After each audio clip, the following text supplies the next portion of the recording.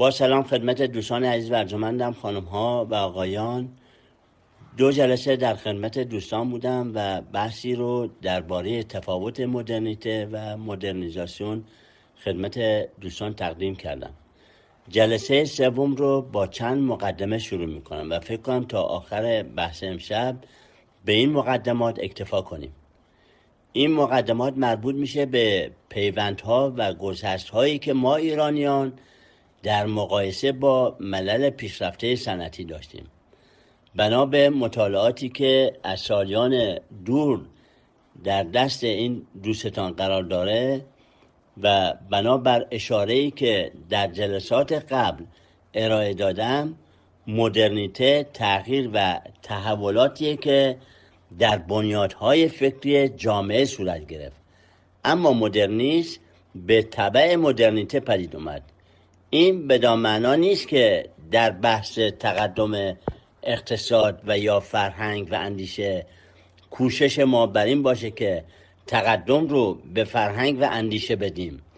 داستان تحول صنعتی و تحول علمی و بحث درباره اینکه آیا این تحول صنعتی بود که به تحول علمی در دانشگاه‌ها و تحول در بنیادهای فکری و فلسفی جامعه منجر شد و یا به عکس داستان مرغ و تخم مرغه. آیا نظریه مارکس درست بود که به تعبیر اون فرماسیون‌های اقتصادی و تغییر توی رابطه انسان با ابزار تولید و ایجاد اشکال جدید از روابط تولید به تحول فرهنگی منجر شد؟ و یا به عکس نظریه ماکس وبر درسته که میگه این تحول در نظام دانشگاهی و فرهنگی و رفرم ها توی دستگاه کلیسا بودن که به تغییر فرماسیون های اجتماعی و اقتصادی منجر شدند. باز توی این مطالعه با همون حکایت مواجهیم. داستان تقدم و تأخر بین اقتصاد و فرهنگ، یا اون چه که امروز به عنوان رابطه بین توسعه اقتصادی و توسعه سیاسی یاد میشه، اینها همه قصه ما جهان سومی هاست که از کاروان توسعه باز موندیم. که مثلا حالا از توسعه اقتصادی شروع کنیم و به توسعه سیاسی دست پیدا کنیم، و یا به عکس باید از توسعه سیاسی شروع کنیم، یعنی نهادهای سیاسی و حقوقی باید ابتدا در کشور برقرار بشن و بعد به توسعه اقتصادی دست پیدا کنیم.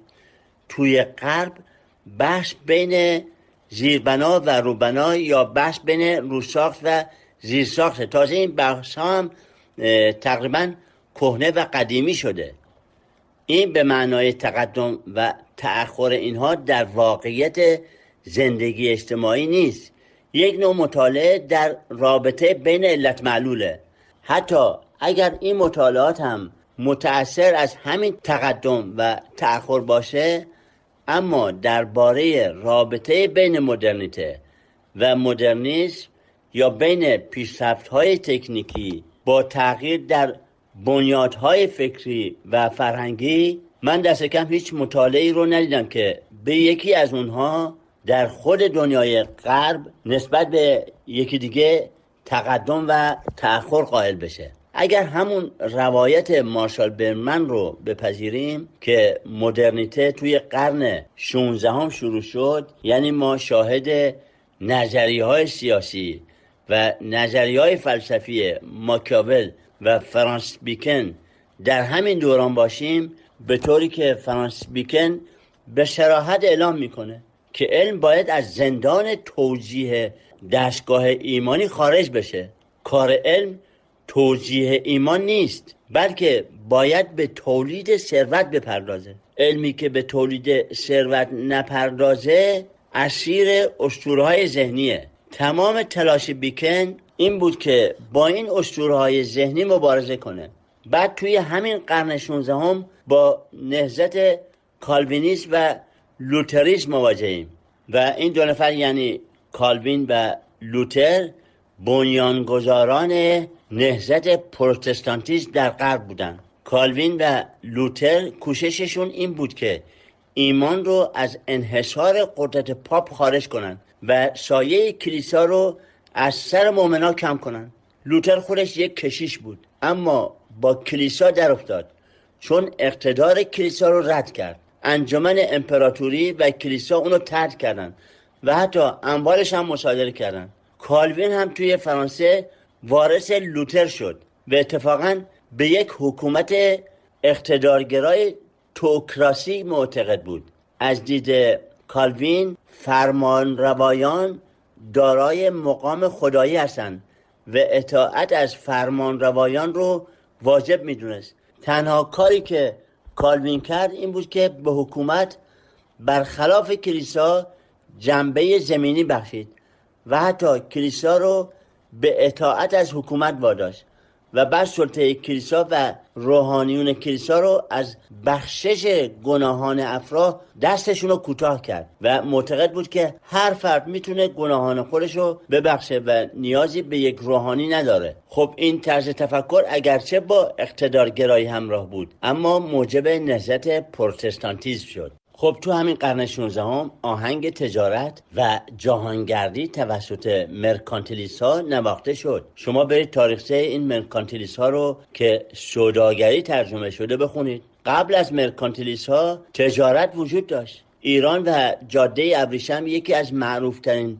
جاده ها در تجارت بین الملل بود، اما فرق سوداگری و یا تجارت نزد مرکانتیلیست ها این بود که مرکانتیلیست ها تجارت رو با ماجراجویی و حتی با یک تفکر و نگاه فلسفی شروع کردن. تجارت در دوران قبل از مرکانتیلیست ها نوعی داد و ستد بر اساس انتقال نیازها بود، اما مرکانتیلیست ها مسئلهشون انتقال نیازها نبود، مسئله اونها تولید قدرت بود. اولا کشورهای اروپایی از همین راه مرکانتیلیست ها و وسوسه های سوداگری اونها پاشون در استعمار کشورها باز شد. دومی که مرکانتیلیست ها اولین کسایی بودن که درکی از موازنه تراز بازرگانی داشتن. میگفتن یک کشور زمانی قوی میشه که حجم صادرات اون بر وارداتش افزایش پیدا کنه. مرکانتیلیست ها اولین بورژوایی بودن که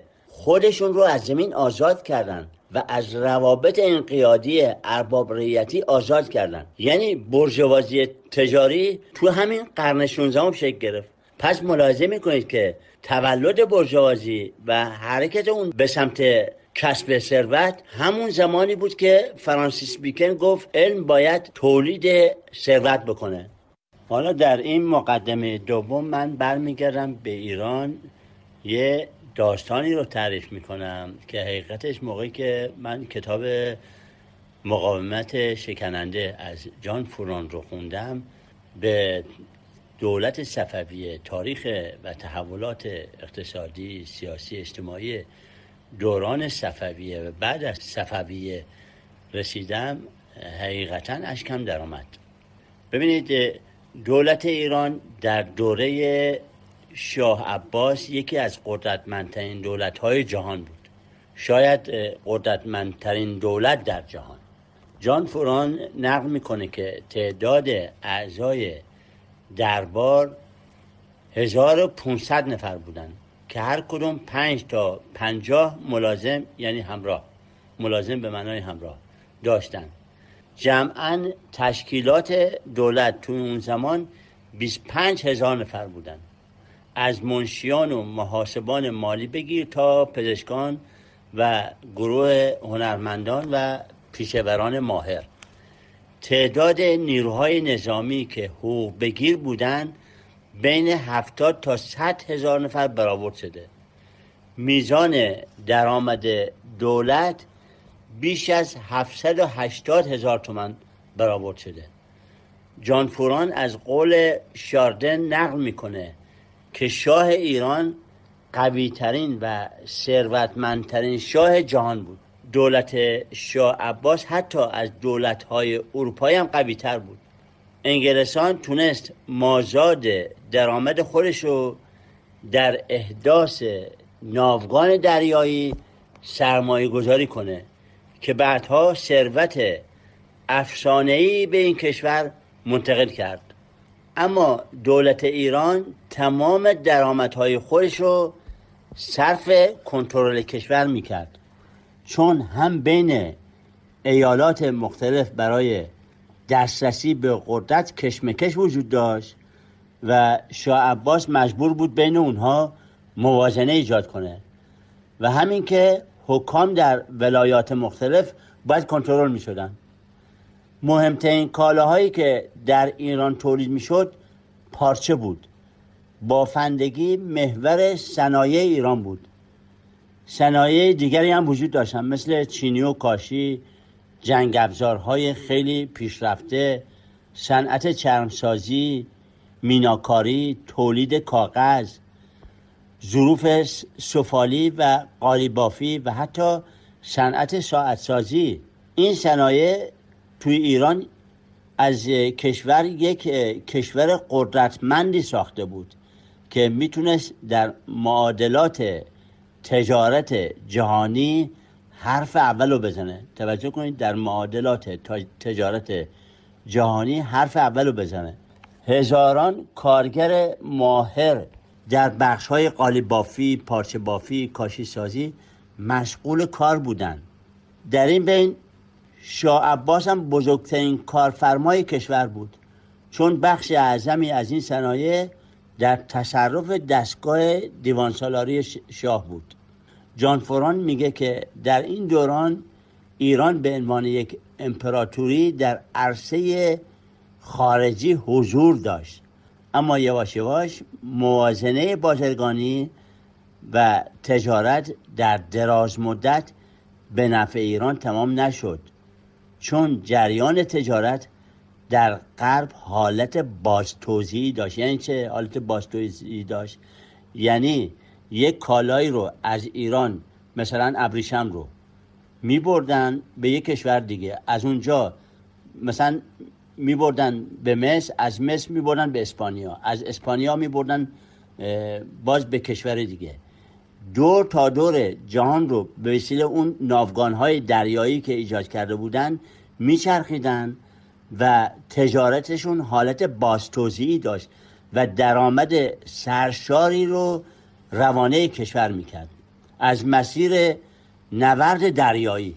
اما ایران خط ثابتی رو پیمود که از ایران ابریشم که یک کالای سرمایه‌ای بود خارج میشد و ادویه‌جات و تریاک و گاه طلا و نقره که حالا معلوم نبود که این طلا و نقره ها به قول جان فران کجا مصرف شدند، همه کالاهای مصرفی بودند که وارد ایران می شدند. کشمکش های داخلی و جنگ با عثمانی ها ایران رو از عرصه کانونی داد و ستد جهانی به حاشیه برد. جان فران یک سیکلی از داد و ستد بازرگانی رو شرح میده که چیزی عاید کشور نشد.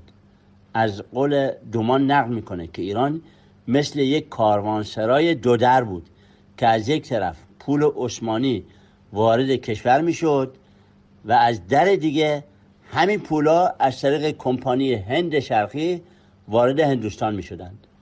بعد اضافه میکنه که ثروت ایران مانند رطوبت آبه که تنها هنگام عبور از بستر رود مناطق بستر رو سیراب میکنه، اما چیزی در خود کشور نمیمونه. حالا این وضع تجارت، شما وضع مناسبات مذهبی و رواج شیعه‌گری که به تحریک بعضی از روحانیون که در حقیقت کارگزار ایدئولوژی دستگاه صفوی بودن، منازعات شیعه سنی در گرفت.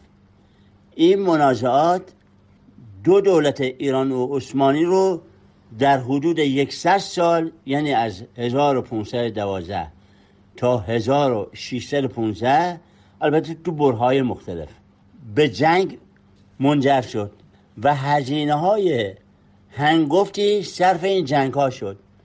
حالا اگه بخوایم از بیکفایتی شاههای صفوی بعد از شاه عباس شرح بدیم، چیزی بگیم، عقل از کله آدم حقیقتا میپره. شاه سلطان حسین موقعی که از اصفهان با پای پیاده به مشهد به قصد زیارت حرکت میکنه، 60,000 نفر از ملازمان رو همراه خودش برد که میگن کل بودجه دولت رو بلعیدن. ضدیت با اهل سنت به کنار، کاری کردن که اقلیت‌های دینی مثل زرتشتی‌ها از ایران فرار کردن. بخش بزرگی از این زرتشتی‌ها رفتن هندوستان و بخششون هم رفتن همین کرمان خودمون. به طوری که وقتی که محمود افغان به ایران حمله کرد، محمود افغان رو همین زرتشتی‌ها به چشم نیروهای آزادی بخش نگاه کردن. بعد کشور به دست محمود افغان افتاد بدون هیچ مقاومتی. راحت رفت توی اصفهان بدون هیچ مقاومتی و طی 7 سال که بر ایران حکومت کردن چنان بلایی بر سر کشور آوردن که بخونید اشکتون در میاد که کشور ما از کجا به کجا رسید. مقدمه سوم رو با موضوع پیوندها و گسست‌های جریان اندیشه توی ایران در مقایسه با ملل مغرب زمین میخوایم مطرح کنیم. کسایی که درباره مدرنیته بحث میکنن باید به این مسئله توجه عمیق داشته باشن. بحث پیوستگی و گسستگی در ایران یه بحث درازدامنیه. بعضیا به پیوستگی معتقدن و بعضیا به ناپیوستگی. یه کتابی هم از ابوالذر ورداشتی وجود داره با همین عنوان ناپیوستگی فئودالیسم در ایران. اتفاقا خود همین شخص نمونه ای از ناپیوستگی بود. ایشون به نظر من اگر امروز می بود یکی از نوابغ علوم سیاسی و جامعه شناسی بود، به طوری که کسی روی دست اون نبود. نمیدونم چه سنی بود که این همه آثار نفیس رو از خودش به جا گذاشت و بعد به مجاهدین خلق پیوست، به سازمان مجاهدین خلق و بعد گرفتار اون سرنوشت رقتبار شد. میگن توی عملیات مرصاد یا عملیات فروغ جاویدان کشته شد. یعنی با دست پر اومد و با دست خالی رفت. بعضی ها مثل سید جواد طباطبایی مسئله زوال و انحطاط اندیشه سیاسی رو مطرح میکنن. اما من فکر میکنم که این نظرمندان به این مسئله توجه ندارن که گسستگی و پیوستگی قلمروهای مختلف داره. ممکنه ما در یک حوزه دارای تداوم بوده باشیم مثل زبان، ممکنه تو حوزه‌های دیگه دچار گسست بوده باشیم مثل اونچه که این دوست شما در باب انقطاع جریان اندیشه مطالعه و تحقیق کرده و ممکنه در حوزه‌های دچار زوال و انحطاط شده باشیم. اینها دقایقیه که متاسفانه نظرمندا به اون توجه نمی کنن. اصلا این یکی از بحث‌های مهیج هم در جامعه شناسی و هم در اقتصاد سیاسی و هم در علوم سیاسی که چرا غرب و شرق دو مسیر متفاوتی رو پشت سر گذاشتن. بحث امروز هم نیست. از قبل از قرون وسطا و از دوران باستان غرب و شرق دو مسیر متفاوتی رو پشت سر گذاشتن. یه مثال کوچک میزنم. در غرب ابتدا طبقات اجتماعی به وجود اومدن اونجوری که شرح میدن و بعد دولت به وجود اومد. یعنی ابتدا طبقات اجتماعی و بعد تضادهای اجتماعی به وجود اومدن و برخوردهای طبقاتی مثل جنگ بین بردگان و بردهداران. اینها منجر به پیدایش دولت شد. اساساً میگن دولت محصول روابط قواست، محصول کشمکش منافع بین طبقات اجتماعی بود. حالا دولت به عنوان یک نهاد بی‌طرف یا به تعبیر مارکسیستا به عنوان تفوق یک طبقه علیه طبقات دیگه کارش این بود که تضادهای اجتماعی رو به نفع امنیت حل بکنه. البته به زعم مارکسیستا به نفع طبقه مسلط حل بکنن. اما توی شرق و بخصوص توی ایران ابتدا دولت به وجود اومد و بعد طبقات اجتماعی به وجود اومدن. یعنی دولت خودش تبدیل شد به یک طبقه مسلط که ریزخوارایی مثل اربابان و صاحبان املاک از دل دولت بیرون اومدن. حالا این یه داستان مفصل داره که شاید نیاز باشه یه روز در این باره بحث کنیم. اما اون چه باز هم به عنوان مقدمه به درد مباحث مدرنیته و مدرنیزاسیون میخوره اینه که اولا معتقدم و نشان میدم که ما در طول تاریخ با گسست جریان اندیشه مواجه بودیم. بعد به دلیل همون ناموزونی بود که بین مدرنیته و مدرنیزاسیون کل حیات اجتماعی ما از دوران مشروطیت به این طرف دچار گسست و انقطاع میشه. یعنی ما اندیشه داشتیم، دانشگاه داشتیم، اما این حوزه‌های علمی هیچ ارتباطی به حوزه‌های صنعتی و اداری نداشتن. ما روشنفکر داشتیم، اما این روشنفکرها نه ارتباطی به حوزه‌های علمی داشتن و نه ارتباطی با حوزه‌های صنعتی، در حالی که توی مطالعات مشاهده کردن که در غرب روشنفکران حلقه واسطه بین دانشگاه و صنعت و نظام اداری کشور بودن. اما تو ایران این گسست بین این سه حوزه کاملا محسوس بود و هست و الان هم بیشتر شده. من خودم 30 و چند سال که توی بزرگترین مجتمع اداری و صنعتی کشور بودم، اگر به مسامحه بخوایم اسم خودمون رو روشنفکر بذاریم، توی سیستم دولتی یک وصله ناچسب محسوب می شدیم. نه من اونها رو قبول داشتم چون در خدمت قدرت سیاسی بودن و نه اونها منو قبول داشتن. قبول نداشتن که چه عرض کنم، به اندازه پشکلم قبولمون نداشتن. البته وضعیت بدنه سازمان و نیروی کار فرق میکنه. نفوذ معنوی هم داشتیم. فراگنر یه فیلسوف آلمانی که میگه ایران فاقد جریان اندیشه بود، فاقد کنستانتاست، فاقد تداومه. بعضی از نظرمندهای دیگه غرب وجود دارن که اساسا معتقدن جامعه و تاریخ ایران فاقد اندیشه است و اگر در پاسخ به اینا بگیم که ما هم در فلسفه و هم در کلام و در عرفان دانشمندا و اندیشه ورزای بزرگی مثل فارابی، مثل غزالی، مثل ابن سینا، مثل سهروردی یا ملا صدرا و ده ها تن دیگه وجود داشتن که هر کدوم بر قله اندیشه تاریخی این سرزمین می درخشیدن، میگن اینها همه استثناهایی هستن که قاعده رو اثبات میکنه. قاعده اینه که سرزمین ایران بستر رویش و پرورش اندیشه نبوده و نیست. همین تعداد از اندیشه ورزا و ده ها نفری که نام برده میشه تنها در یک دوره خاص از تاریخ یونان باستان تو اون سرزمین رویدن و کوشش کردن تا جریانی از اندیشه رو در یک حوزه فرهنگی کوچک مثل یونان ایجاد کنن. سرزمین یونان از 5 قرن قبل از میلاد و چه بسا بیشتر محل پرورش و تربیت فیلسوفای مثل ارسطو، افلاطون، برگردیم عقب‌تر، تالس، بقراط، سقراط، دموکریتوس، امبازوکلوس و ده ها اندیشه ورز دیگه بود. اندیشه ورزهایی که همین اکنون جهان فلسفه از غرب تا شرق مرهون آثار و اندیشه های اونهاست. همین فهرستی که توی ایران به عنوان اندیشه ورز یاد میکنیم یا ارسطویی بودن یا افلاطونی بودند. باز هم اینو من توی تحقیقات خودم آوردم که یه قسم دیگه ای از گسست در همین جاست که مثلا ملا صدرا هم ارسطویی بود هم افلاطونی، فارابی هم ارسطویی بود هم افلاطونی. اینجور نبود که این دوتا خط افلاطونی و ارسطویی در ایران باز تولید بشه در اندیشه‌های مختلف و این دو خط هم تداوم پیدا بکنه. این دو خط افلاطونی و ارسطویی تو ایران با همدیگه ممزوج شده بود بدون اینکه ایرانی‌ها و فلاسفه ایرانی آگاهی از تفاوت دو نهله تجربه گرایی و ذهنی گرایی داشته باشن.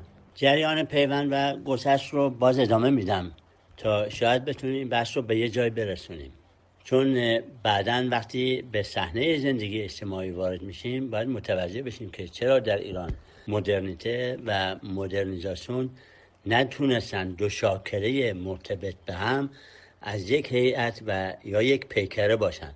هربرت مارکوزه در کتاب انسان تک ساحتی سیر جدلی دو خط فکری ارسطویی و افلاطونی رو از یونان باستان تا امروز شرح میده. مارکوزه رویارویی دو جریان فکری تجربه گرایی و ایدئال گرایی رو در اروپا رویارویی اندیشه‌های ارسطویی با افلاطونی میدونه. تداوم جریان اندیشه در غرب رو میتونیم از روی دو فلسفه افلاطونی و ارسطویی تعقیب کنیم. اغلب فیلسوفایی که اومدن باز تولید همین دو خط فکری بودن و هستند. امرسون میگه تمام فلسفه امتداد همین خط فلسفه افلاطونیه.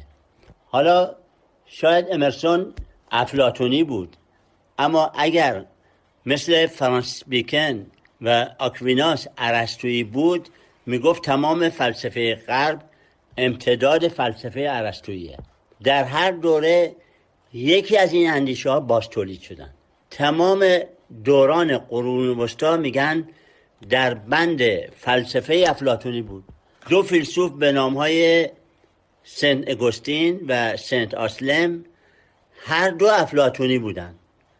از قرون وسطا که میایم بیرون، خط فکری ارسطویی در فلسفه های توماس آکویناس، فرانسیس بیکن ادامه پیدا میکنه تا میرسیم به هابز و جان لاک و از اونجا تا قرن 20 تمام فلسفه های لیبرالیستی اندیشه های ارسطویی رو بازتاب دادن. خط افلاطونی هم تا هگل و مارکس و تا همین امروز نوهگلیا و فرانکفورتیا ادامه پیدا کرد. جالبه که بدونید با همین دو خط فکری میشه تمام فلسفه هنر و رویکردهای هنری در غرب رو از عصر کلاسیک، یعنی از قرن 17 تا امروز تعقیب کرد. این خط سیر رو اتفاقا مارکوزه تو همون کتاب انسان تک ساحتی نشون میده. یعنی هنر کلاسیک متأثر از ارسطو بود، بعد هنر رمانتیسیسم رو داریم که افلاطونی بودن، بعد هنر رئالیسم رو داریم که ارسطویی بودن و بعد سورئالیست ها اومدن که باز افلاطونی بودن و بعد با امپرسیونیست ها و اکسپرسیونیست ها مواجهیم. اینا ارسطویی بودن. یه نکته با اهمیت دیگه هم وجود داره، اینه که وقتی جریان های فکری و فلسفی رو میخونید میتونید یک دور تاریخ اروپا رو هم بخونید، چون این فلسفه ها متأثر از زمانه خودشون بودن. یعنی تداوم رو شما میتونید در پیوستگی بین جریان اندیشه و صورتبندی های اجتماعی و اقتصادی و سیاسی تعقیب بکنید. اوضاع اجتماعی و سیاسی و اقتصادی دوران خودشون رو بازتاب میدادن. مثلا شما برید کتاب هایی که در باب فلسفه هنر نوشته شده، اینا رو بخونید. از کتاب ارنست کاسیره بگید تا کتاب رافائل، انگار دارید تاریخ اروپا رو میخونید. توی ایران برعکس ما با گسست جریان اندیشه مواجه بودیم و هستیم. جریان اندیشه تداوم نداشته. مثلا ما در کشمکش دو نهله فلسفی اشاعره و معتزله میایم به غزالی میرسیم، اما غزالی ادامه پیدا نمیکنه. این دعوایی که بین ابن رشد و غزالی بود میتونست ادامه پیدا کنه، اما ادامه پیدا نکرد. میدونید که غزالی با فیلسوفان مخالف بود، میگفت فلسفه نمیتونه دین رو اثبات کنه. حوزه معرفتی دین با حوزه معرفتی فلسفه فرق میکنه. حوزه معرفتی فلسفه مباحث عقلیه، اما حوزه معرفتی دین مسائل ایمانیه. حالا بعضیا فکر میکنن که غزالی با فلسفه مخالف بود. نه، ایشون با فیلسوفا مخالف بود، نه با فلسفه. کتاب تحافت الفلاسفه رو در نقد فلاسفه نوشته، نه در نقد فلسفه. تحافت به معنای همون نقد و انتقاد کردنی که ما بیان میکنیم، ادا میکنیم. بعد ابن رشد کتابی رو در جواب تحافت الفلاسفه نوشت با عنوان تحافت التحافت، یعنی به زبان ما نقد. خب این مباحث تداوم پیدا نکرد. یا مثلا توجه کنید به فلسفه فارابی میگن بنیانگذار فلسفه سیاسی تو ایران بود. وقتی که ماکیاول بنیان فلسفه سیاسی رو توی غرب میذاره، که خیلی ها مثل هورکهایمر میگن ماکیاول بنیاد فلسفه بورژوازی رو بنا گذاشت، یه کتابی هم با همین عنوان نوشته، حالا دقیقا اسمش خاطرم نیست، ولی اندیشه سیاسی فارابی تداوم پیدا نکرد، چون زیر نگین درخشش ابن سینا گم میشه. حالا میگن به این دلیل بود که ابن سینا یه فرد متمکنی بود، یه جورایی به حکومت‌ها وصل بود، اما فارابی بضاعت مالی خوبی نداشت. ما به دوران حاضر هم که میرسیم همین وضع هست. کاتوزیان میگه جامعه ما یک جامعه کوتاه مدته، در جای دیگه میگه یک جامعه کلنگی. جامعه کوتاه مدت جامعه‌ای که تداوم نداره، استمرار نداره، مدام با گسست و انقطاع مواجه هستیم، همش منتظر دعای بارون نشستیم. در ضرب المثل داریم که میگیم از این ستون تا اون ستون فرجه. این ضرب المثل هم کاتوزیان توی کتاب خودش استفاده میکنه، اما ضرب المثل ها زیادن. مثلا میگن هر دم از این باغ بری میرسد، تازه تر و تازه تر و تازه تری میرسد. یا میگیم هر که آمد عمارتی نو ساخت، وین عمارت دیگه ای ساخت. یعنی ما عادت کردیم که همش از اول شروع میکنیم، تجربه ها رو ادامه نمیدیم.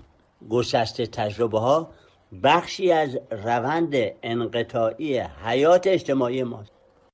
غربی ها اومدن تجربه ها رو تصحیح کردن، نیومدن زیر همه تجربه های گذشته بزنن. افتخارشون اینه که رنسانس بازگشت به دوران طلایی یونان قدیمه، یونان باستانه. هر فیلسوف اومد فیلسوف دیگه رو نقد کرد و کارهای اون رو تکمیل کرد. امرسون میگه تمام فلسفه امتداد افلاطونه. توی قرن 18 هم با انقلاب فرانسه مواجه میشیم. این انقلاب شکست میخوره و حتی از دل اون ژاکوبن ها بیرون میان که بساط گیوتین رو راه انداختن. سلطنت در قالب بناپارتیسم احیا شد، اما تجربه انقلاب رو رها نکردن. هیچ فرانسوی رو پیدا نمی کنید که بگه انقلاب فرانسه راه خطایی بود، یه فتنه بود و ولی ما چی کار میکنیم؟ شروع میکنیم به فحش و فضاحت کشیدن به نسل‌های پیشین. شروع میکنیم به فتنه خوندن انقلاب 57. به جای اینکه اون انقلاب رو و اون تجربه رو تصحیح بکنیم و راه رو ادامه بدیم، اونو فتنه میخونیم. دکتر شریعتی رو صرف نظر از اینکه با اون مخالف باشیم و یا موافق، یک نهضت بزرگ در اندیشه دینی ایجاد کرد. خب معلومه خطاهایی هم داشت. به جای اینکه این خطاها رو تصحیح بکنیم، میگیم منشأ همه بدبختی های امروز ما گردن شریعتیه. ببینید حالا این وسط یکی دو مثال هم بزنم در خصوص گسست جریان اندیشه. خوبه شما این همه تفاسیر بد درباره شخصیت روبسپیر و عملکرد اون هست که ایشون رهبر انقلاب فرانسه بود و از بانیان اون ترورهای وحشت هم بود. ایشون مگه کی بود؟ روبسپیر یک ژان ژاک روسویی بود، از مریدان اندیشه های ژان ژاک روسو بود. خب کجا توی غرب اومدن توفلند کنن ژان ژاک روسو رو؟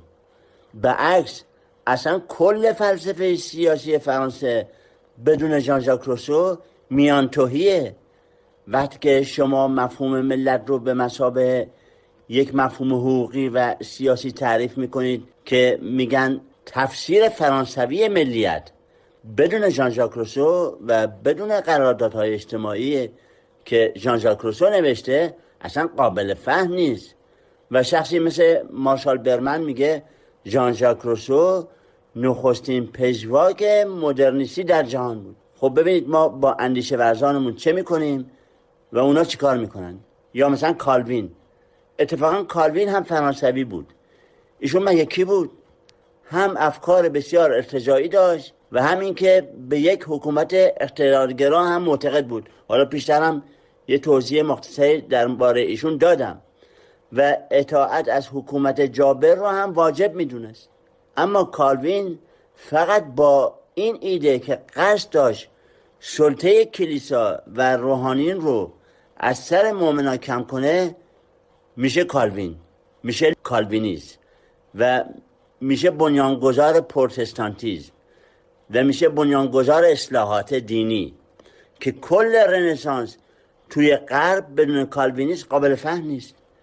انقلابی که شریعتی در طرح اسلام منهای آخوند، در اون نقدهای تند و تیز و رادیکال و زهراگینی که علیه اسلام روزخونی و مدیح سرایی و سنتگرایی که بنیاد تفکر بنیادگراییه، اینو در جاهای دیگه شرح دادم به تفصیل و بعد از انقلاب هم مورد تکفیر و تفلن همین حکومت هم قرار گرفت و مراسم آتش سوزی کتابهاشو توی مدارس راه انداختن. حالا میگن همه بدبختی های ما از شریعتیه. ببین تفاوت از کجا به کجاست. مسئله من اینه که شریعتی رو در راستای استمرار و عدم استمرار اندیشه بحث کنیم، نه از زاویه درست یا غلط بودن اندیشه های او. ما در طی تاریخ یه عادت بد داریم و اونم اینه که همیشه عکس‌العملی و یا واکنشی عمل کردیم، هیچ وقت کنش ورزی نداشتیم. این واکنش ها در ادبیات و ضرب المثل های ما هم هست. مثلا میگیم از بغض بنی امیه حب بنی عباس توی دلامون نشست. این عادت بخشی از تربیت تاریخیه که در ناخودآگاه ما رخنه کرده. ما به جای اینکه با خودآگاهمون زندگی کنیم با ناخودآگاهمون زندگی میکنیم، از ناخودآگاهمون فرمان میگیریم. به همین دلیله که به جای کنشگری همواره واکنش هستیم. شما فکر میکنید در طول تاریخ کم بوده که از فرط ظلم و ستم حکام جلوی متجاوزان هورا کشیدیم و گاو و گوسفند کشتیم؟ از حمله اسکندر بگیر تا حمله سلطان محمود غزنوی و تا رضا شاه و بعد از اون تا حضور متفقین توی ایران. رضا شاه من کاری ندارم که کشور رو به سمت مدرنیزاسیون برد و انگیزهای او چی بود و یا چی نبود، اما دهه دوم حکمرانیش چنان راه خودکامگی و دیکتاتوری رو پیش برد که وقتی متفقین وارد کشور شدن مردم توی شهرها جشن راه انداختن. حالا حکایت ما هم امروز همینه. این حکومت چنان بد کرد و چنان راه خودکامگی رو پیش گرفت و زندگی مردم رو به سختی و سیاهی نشون که در عکس العمل به اون کل انقلاب رو که ماهیت اون اصلا چیز دیگه ای بود زیرابشو میزنیم و به جای تحصیل کردن میخوایم کار رو از اول شروع کنیم. متاسفانه امشب هم نتونستم به مشروطیت بپردازیم و جریان مدرنیزاسیون و مدرنیته رو در اون دوره به بحث بذاریم. امیدوارم بتونیم در جلسه بعد این بحث رو شروع کنیم.